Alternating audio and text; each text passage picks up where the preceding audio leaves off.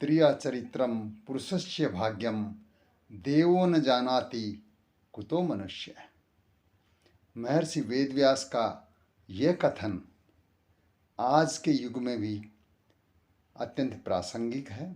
इसी पर आज हम चर्चा करने जा रहे हैं कि यदि मनुष्य कर्म करता है तो उसका भाग्य भी उसको साथ देता है और उसके जीवन में ऐसी अप्रत्याशित उपलब्धियां हासिल हो जाती हैं जिसके बारे में कभी उसने सोचा भी नहीं था। यह जो है कथन है, इसको हम साहित्य की काव्य धारा की अलग अलग अंतराल की दो कविताओं के माध्यम से सत्य सिद्ध करने की कोशिश करेंगे। इसमें हमारे गुरु महंत श्री गणेश दास जी ने जो शिक्षा हमें बाल्यकाल में दी थी वही हमारे जीवन के निर्माण का आधार बना और हम शून्य से लेकर के वर्तमान में ऊंचाइयों तक पहुंच पाए हैं। बचपन में मैं स्वयं एक बहुत ही गरीब परिवार से संबंधित था।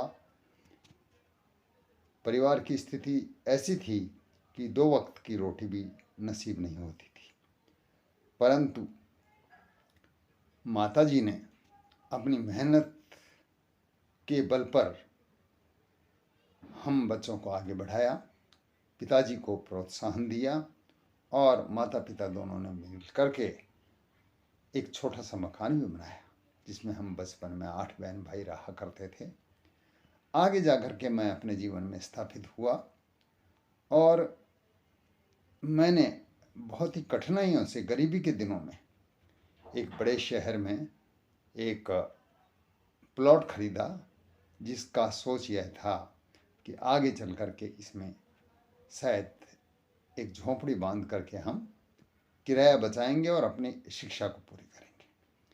माता पिता ने साथ दिया और माताश्री ने हम बहन भाइयों को पढ़ा लिखा करके बहनों की विवाह कर दी और मुझे आगे पढ़ने के लिए प्रोत्साहित किया और मैं जीवन में स्थापित हुआ। जब माता पिता नहीं रहे तब मैंने इस पर एक छोटी सी झोपड़ी बनाई, बाद में एक कमरा बनाया और इस पर रहने लगे।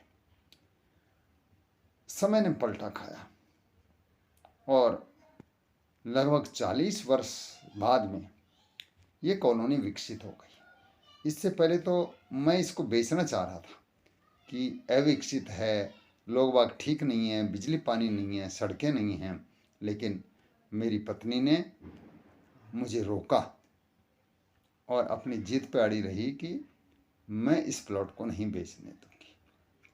आज 40 वर्ष के बाद में इसकी स्थिति ऐसी हो गई कि ये इस शहर की सबसे पॉश कॉलोनी बन गई और यहाँ पर हर सुविधा हो गई।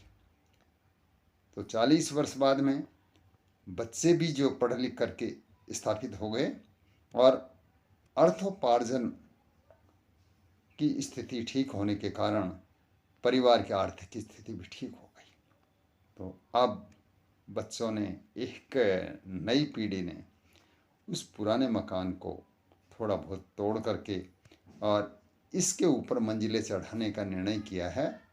तो ये एक बहुत बड़ी उपलब्धि है और महर्षि वेदव्यास का जो ये कथन है ये बिल्कुल सत्य होता प्रतीत होता है, जिसे हम एक कविताओं के माध्यम से, 2 कविताओं के माध्यम से प्रस्तुत कर रहे हैं।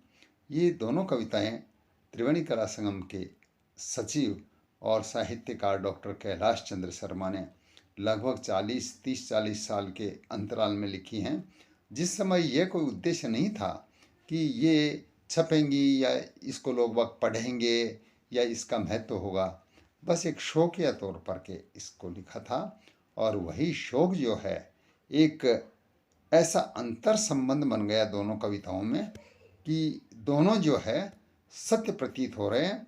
और महर्षि वेदव्यास का उपरोक्त कथन इस बात को प्रमाणित करता है कि यदि मनुष्य कर्म करता है और ज़िंदगी में आगे बढ़ता है तो उसको सफलता ज़रूर मिलती है। तो लीजिए, प्रस्तुत है डॉक्टर कैलाश चंद्र शर्मा की 2 कविताओं के माध्यम से मनुष्य के जीवन की कहानी। जब आया था जयपुर में, झोंपड़ी की जगह नहीं, रहता कच्ची बस्ती में, पैर पसारूं ठोर नहीं। बारिश टप टप सिर गीला, पढ़ने का सौभाग्य मिला। आगे की गाथा सुनकर, लक्ष्य पल्लवित मेरा कर। धैर्य बंधाना मंडली मित्र, देख देख कर अद्भुत चित्र। लक्ष्य धरो अपना जीवन, कर निर्माण करो अर्पित। मन में धैर्य धरे बोधो, पेड़ हुआ फल से लदकद। आने वाली पीढ़ियाँ सुन सुन गाथा यही कहें, कविता के ये बोल सुनो, यही कहानी है पूरी। बेचूं सस्ता प्लॉट लिया, रोड नहीं बिजली पानी। बच्चों को पीड़ा पहुँचे, पर हिम्मत दे गृहिणी। बोली बेचे ना इसको, मन को भाती ये चिमनी। बच्चे पढ़कर हुए सफल, स्थापित जीवन में हों। कहते हे मातेश्वरी, बचा लिया तेरी जय हो। पितृपक्ष की गाथा भी कविता के इन बोलों में। सुन लो सारे आप सभी, बालू के इन धोरों से, बालू के इन धोरों से। कोई परिभाषाएं गढ़ने में प्रवीणता दिखलाता, कोई परिभाषित हो गौरवान्वित इठलाता। कोई कहता आसमान से तारे मैंने तोड़े हैं, कोई कहता बिखरे सूत्र हजारों मैंने जोड़े हैं। आसमान की ऊंचाई में सबसे पहले मैं पहुंचा, भुजबल से दंभित होकर कोई ऐसा कहता। कोई कहता नदियों की राहों को मैंने मोड़ा है, कोई कहता चट्टानों को विवश किया फिर तोड़ा है। इंद्रासन भी कंपित होकर विवश हुआ था रहने को, मेरे पौरुष ने प्रकट किया मेरा परिचय न जाने जो। धरती को जो तोल तोल कौतुक से क्रीड़ाएं करते, पांडव थे ऐसे बलशाली, उनका अब हम क्या परिचय दें। असुर बड़े शक्तिशाली, अपनी शक्ति का परिचय दें। स्थापित अपना राज्य करें, निर्बल जन जहाँ जहाँ पर दिखे। मुझसे पूछा किसी मानस ने, रे कौन कहो क्या परिचय है। मैं सोच रहा क्या उत्तर दूं, यह सोच रहा क्या परिचय है। उसने उपहास किया था यूं क्या, अपनी भी पहचान नहीं। अज्ञानी तुम सा तीन लोक में, मिलना है आसान नहीं। मैंने सोचा यह कहता तो कुछ ठीक ठाक महाज्ञानी है। सबकी कुछ पहचान रहे और अलग अलग परिभाषा है। सोच रहा मैं क्या हूँ जानूं, अपनी भी परिभाषा को। मिट्टी में रेंग रहे हम सब, माता चिथड़ों में लिपटी है।